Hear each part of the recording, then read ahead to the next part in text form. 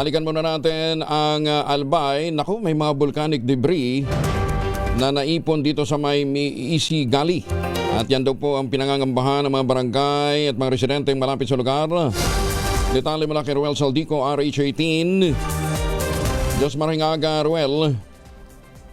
Diyos maray na aga, Kuya Angel, patuloy na ikinababahala ng mga autoridad ang malaking naipong volcanic debris sa Maisi sa Daraga Albay sa pananang mayon na volcano. Kasunod na naganap na aspol noong Mayo 2. Ayon kay Daraga Mayor Victor Perete, nasa 5 munong barangay ang maaaring managay sa panganib sakaling makaranas ng malakas na pagulan dahil sa posibleng rumarga sa pababa naman ang maluwag na volcanic materials at makaapekto sa mga kalapit na komunidad.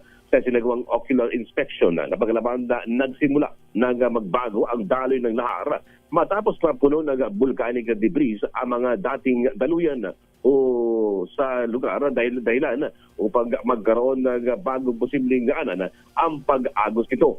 Dahil dito, ipinatupad naman ng mahigpit na no human activity o policy na apektadong lugar upang maiwasan ang anumang sakuna.